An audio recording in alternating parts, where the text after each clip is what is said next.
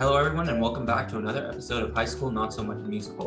This is the third and final part in the three-part series with Will and Matthew from Blue State Conversations, where we delve into what exactly critical race theory is and what is the response from it by both the left and the right. Stay tuned for that right after this.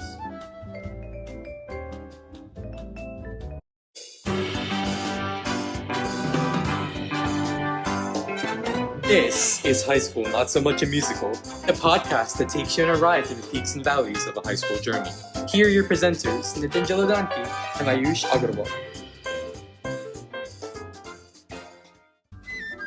Yeah, and that's when it kind of really becomes important to understand what your rights are, what they're limited to, why you can't just like expand them to pretty much anything that you want. I think that's really excellent explanation. So I think the next thing I wanted to talk about was kind of this whole idea of critical race theory, because we kind of touched on that earlier with the new governor of Virginia. And I kind of wanted to get into, Nitin was telling me this morning that he didn't exactly understand what it was, what exactly is critical race theory. So if you all could kind of delve into that a bit, just explain what exactly it is and why are conservatives upset about it, and then why is there kind of that hypercritical stance on the liberal side where they're kind of saying, hey, we don't teach it in schools, but at the same time, conservatives can't stop us from teaching it in schools. If you could talk a little bit more about that, I think that'd be great. Sure. Well, I will if you want to go ahead and take that. You start off. Well, you are the political science major between the two of us, so I actually thought you'd probably do a better job. Oh yeah, no, I can definitely go ahead. I just wanted to ask you, because sometimes I like to hear myself talk too. Well, then I'll stop you partway through if necessary. Good. I'll just cut you off. So, critical race theory. So just to address the whole "we don't teach it in school" things. That's a semantic argument. The accusation from conservatives is that the tenets of critical race theory are being taught in schools. Let's start with the tenets. Right. So it's not that it's not that somebody's walking into the room holding up a book and it says, module 1, critical There's race no Bible theory. on critical race theory as it pertains to, there's a class and it's labeled, this is critical race theory 101. Right. And that's why you can't ban it and in quotes, you can't ban it, but it's discussed by teachers and professors in many other ways. Sorry. So yeah, but exactly, that's the accusation. And in terms of if you're left wing and you're saying, well, we don't do that, or the comparable is there is no such thing as a white supremacy course in the United States. No one is teaching white supremacy 101, right? There's no intro to white supremacy, advanced white supremacy. None of that exists. The accusation from liberals is that the tenets of white supremacy are put in through the courses that we study, through the way we learn history, what events are learned, all that sort of thing. That's the accusation made by liberals. So if you're a liberal and you're listening to this is simply the conservative argument back at you. But to get into critical race theory, so critical race theory started out as a legal theory. There was a bunch of different authors, and the idea was that the legal system could be viewed through a racial lens, that the development of the legal system, the way that we write laws and implement laws can be viewed in that way. It has a Marxist background in terms of critical theory, right? Now, the problem is in America, Marxist thinking on terms of the oppressors being the rich and the oppressed being the poor doesn't work very well. The reason is there's so much income mobility in the United States that who's rich one year is not the same group the next year. Who's poor one year is typically not the same group as the next year. There's plenty of studies. I believe the Brookings Institute, if they have there, if you do these 3 things, then you've got a 75% chance of being middle class. So there's a lot of proof out there to say, hey, if you simply apply yourself and you make some good decisions in life, you'll typically be well off or comfortable in America. That's typically So the Marxist critique did not work there. However, what a lot of people noticed is, hey, if we take the Marxist critique of oppressor and oppressed, but we just weren't identifying the correct oppressor and oppressed. The correct ones are based on race. And you can find a lot of sort of support for this, right? You know, your Jim Crow laws, there's been a lot of racial policies enacted in the United States that are not good. So there's a lot of that. So the idea is that we can view that. Depending on your critical race theory writer, you'll get a sort of different view on things. There's a lot of different tenets. A lot of it is storytelling. Telling your story is what's important. So it's not just like, it's not like, hey, here's the standard and everybody measures up to the standard. It's more about your story. That's a big deal. So when you read a lot of critical race theory, it reads almost like a food blog, where they tell you this long story about their grandmother and how she came over and she met this man, and then they had like a kid on the side, and that's where she learned how to make pappardelle, right? That it reads kind of like that. So there's this storytelling aspect, and then they get into a lot of, you have to know, like they will teach you about how your race impacts your decision making. It impacts history. It impacts how you interact with the world. It's very popular with intersectionalists for this reason. And so, so Delgado is he's one of the main writers. His full name escaped my head real quick.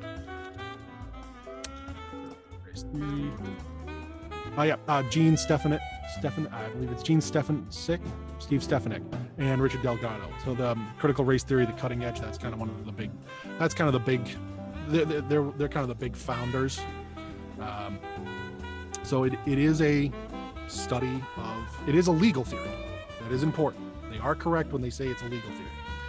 The problem is it's been taken and started to apply to how you educate people. You're supposed to educate people by thinking through how their race affects things.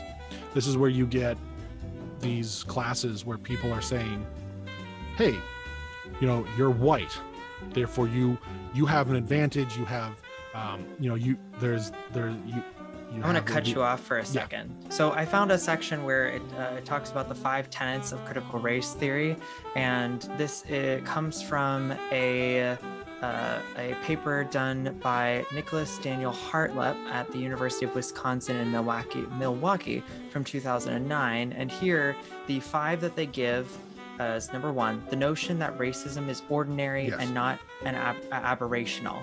And when I read this, that's the idea that racism is something that happens when you're walking towards somebody on you park.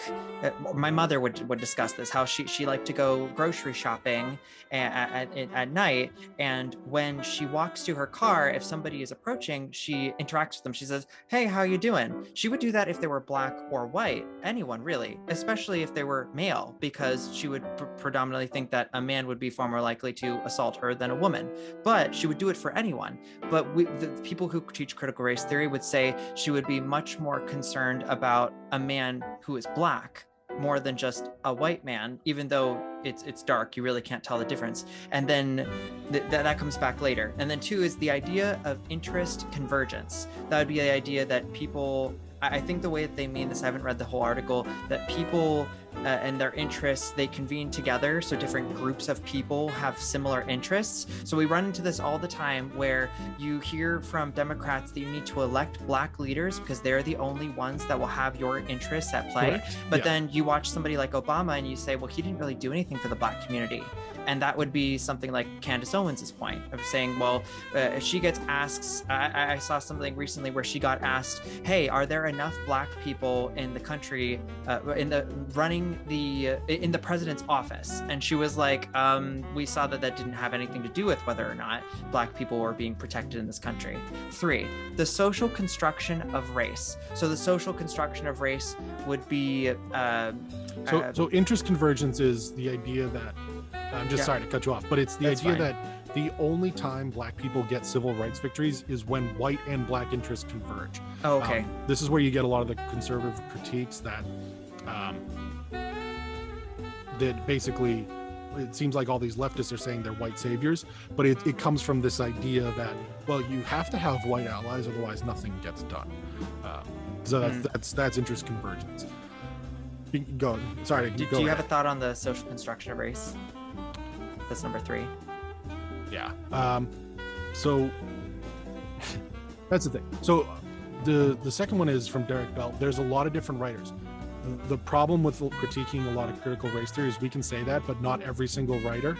Mm-hmm. Right? Well, there are going to be different things to say. So like the 4 and 5 on here, their fourth one was the idea of storytelling and counter storytelling, which is exactly what you hit on earlier, which this person clearly supported the idea that people can tell stories from multiple directions. And then the 5th one here, I think, is one that people are a lot more connected with today, which is the notion that whites have actually been recipients of civil rights legislation. So this would be the concept that there are certain zip codes where people that are white have been staying in for ages because there were certain civil rights legislation put in place to allow them to get the right housing loans or to be able to buy property in that specific area, and not have had any protections put in place for people who wanted the same property but were Black and weren't protected, it didn't matter whether they were Black or white to win such a bid, that type of thing. So social construction is kind of goes along that race is socially constructed and not biologically natural. So the idea that human species has different groups on the basis of physical and behavioral differences, the claim is race is a complete social construction, right? So there's a good point to this, obviously, right? Does your skin color matter? No, right? But there are some things that race is like, they'll say things like there's like no differences whatsoever, and it's like, well, no, there's still some like sickle cell, like that's still something that's predominantly African American. You see that at a higher rate there's still some genetic things based on that. So you'll see that, and again, you can read any article. Some are going to say this, some are going to say that. These are sort of just the 5 main tenets, and the reason that I typically don't get too bogged down into that, because one, it's hard to list them all and then come up with why each one of them is a problem, because it's the fact that their effect is to divide it, like, you know, they're saying, hey, race is socially constructed, but then they divide everything by race. So it's, some writers are going to be, they're big in the social construction thing and they won't really talk as much about the others are going to really talk. That's where the issue, it becomes very nebulous, and which is, again, it's very correct, it's a nebulous thing. But what happens is you see the ideas that come from teaching this have filtered down, right? And you'll see things like, you know, like Ibram X. Kendi is a big socially constructed thing, where his idea is that if there is a difference between 2 groups, the answer is race. That's his answer. It's not behavior, it's race, right? So white people in this country have this much wealth, Black people have this much wealth. What's the difference? Race, right? That comes out of this teaching of the socially constructed, and that racism is normal. So you see the 2 tenets kind of combine to create that idea. He's a critical race theory guy, but he might not say that he is, or he might. That's where it comes out. And again, a lot of conservative arguments where they just kind of label everything critical race theory. It's not always critical race theory. It's sort of a buzzword for racial statements we don't like from the left. Right. So that's part of the issue there. But so I don't know if you want to finish up with anything else, Will, but that's kind of where I'm all set.